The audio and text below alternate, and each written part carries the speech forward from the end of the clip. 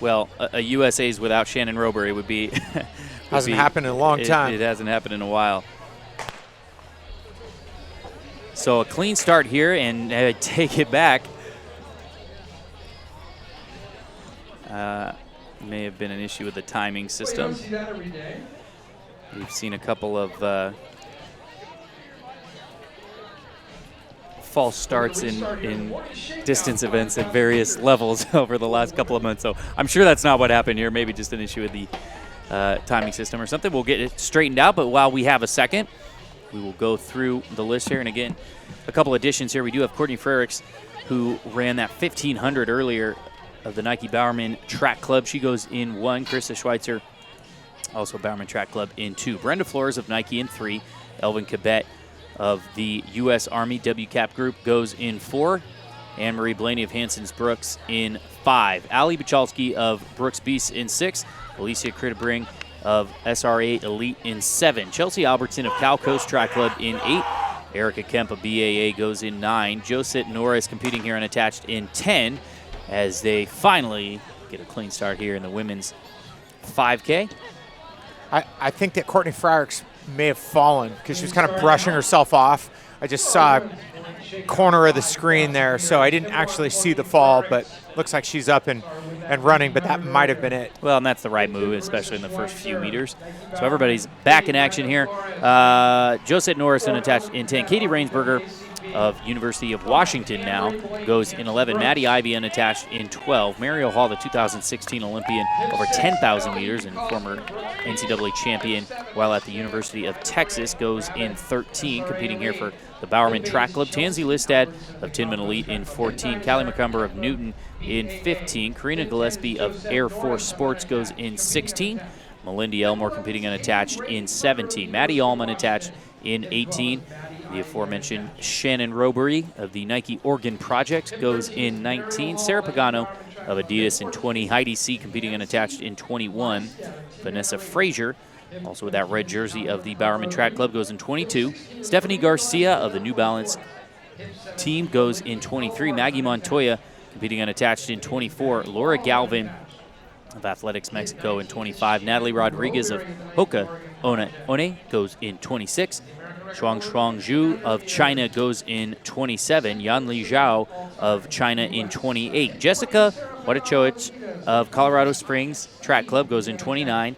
And Shelby Houlihan, who we saw earlier, break 2 for the first time in that 800 meters, goes in 30. So you see her out in front with really just the slew of Bowerman Track Club jerseys. They're not going to let this pace lag, and I think they really are making sure of that with some team tactics. Yeah, this is the first time where we've seen people get after it. I feel like all night, you know, where there's rabbits are out and people are dialed in early on in a race. Well, and depending on how you pick it, your first 3 could be rabbits there. Frericks, along with Houlihan and Schweizer, coming back. But regardless, I mean, you have to imagine that they're probably not running the full 5K, so it goes without saying. But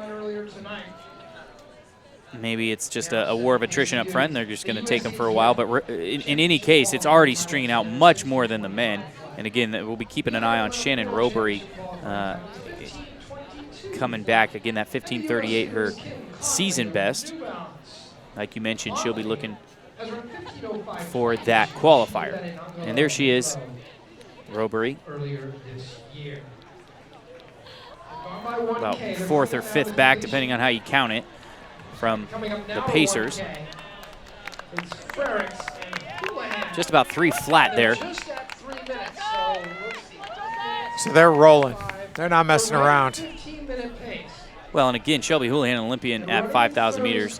Frericks is steeplechase world champs medalist. Schweizer, a multiple NCAA champion over multiple distances. So this is a little bit more in the wheelhouse, even just for pacing of these ladies in front.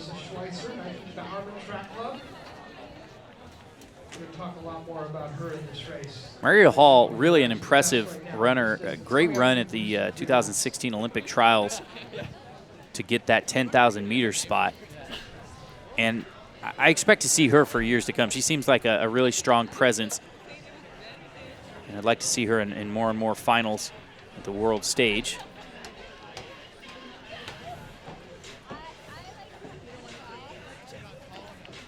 But it's all red up front for now.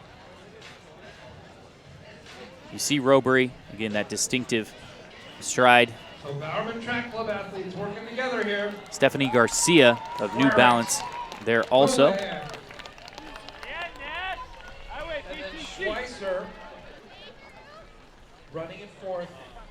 Vanessa, Fraser. Former Stanford athletes running 15:09. Stephanie Garcia, of course, better known kind of for the steeplechase side of things, as we've got Ali Bukalski of Brooks Beast in the mix there, right behind Hall and the Bowerman Babes.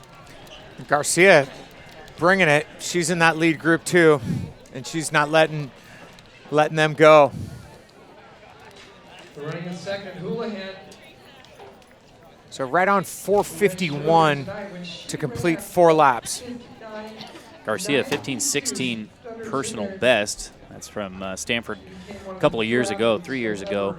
She's also a 9:19 steepler. Sub-4 and sub-15 across the 8, 15, and 5,000 meter distances. Elvin Capet also hanging on to that group. So now the front pack starting to break away. Again, the first 3 we have to imagine are not going to be finishers. But they're leading the way right now. Robury in that front group, as is Vanessa Fraser for the Bowerman Track Club. Bringing their best here today.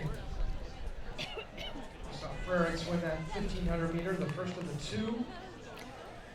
Again, Garcia, very experienced, a 2-time World Championships Team USA member, as you see that gap there, maybe 20 meters or so from the front. 6:04 at 2,000 meters, so they're on the Olympic pace. 15:10. Or they're just off of it, I should say. With a strong close, they'd be there, but they're just off of that pace. You see Frerick starting to finish her pacing duties. Yeah, going wide a little bit.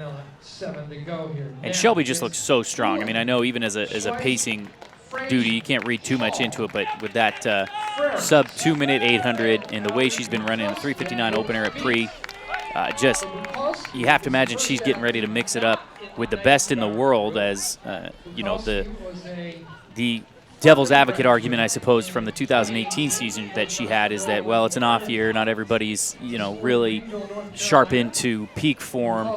I mean, you can only take all comers, right? You can only rank #1. You can't rank any higher than that. But Shelby Houlihan, I think, on the one hand, sometimes you think, man, it's a kind of a bummer that you have your best season on an off year, quote unquote.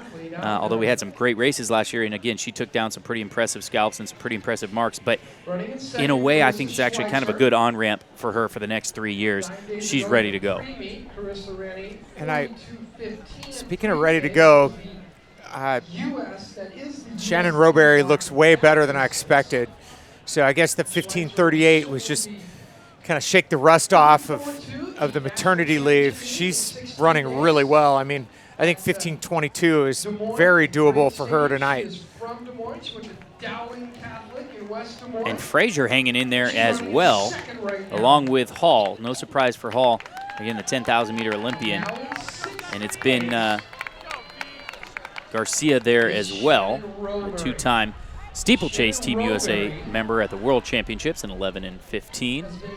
Bukalski for Brooks Beasts holding her spot as well. If you count back on that lead group, they're all in line, of course, and your 6th runner is Robury. She runs for the Nike Oregon Project.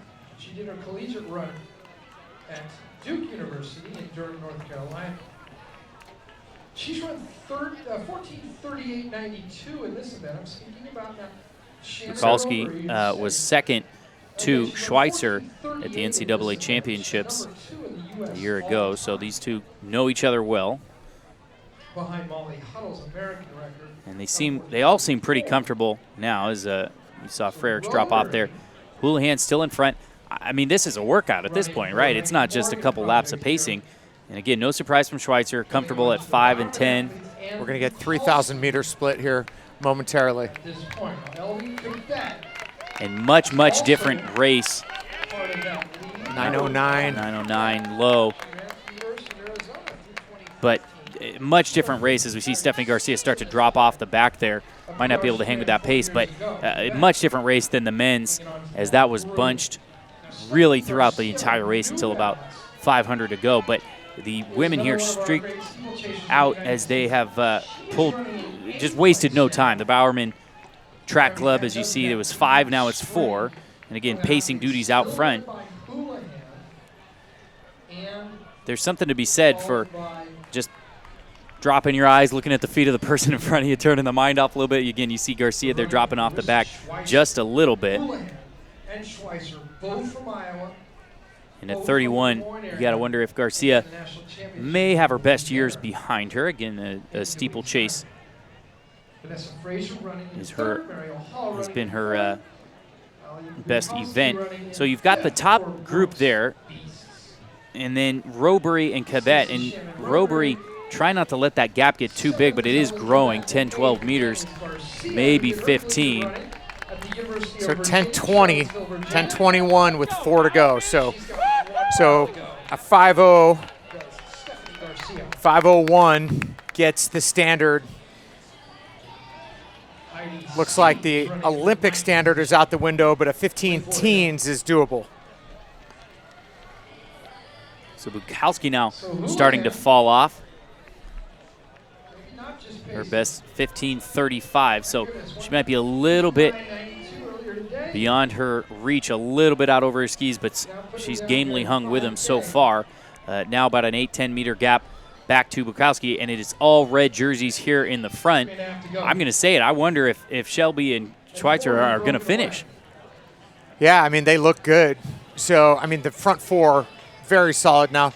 Balchowski's just off, and Cabet and Robury still look pretty good, but this group of 4 is just a force right now, and they all look quite comfortable. I would say Marielle Hall looks particularly good, but it's hard to really separate where they're at. 3 to go, 11:34 with 3 to go. Well, Fraser, no stranger to this territory. She does have a 15:09 best from July of last year.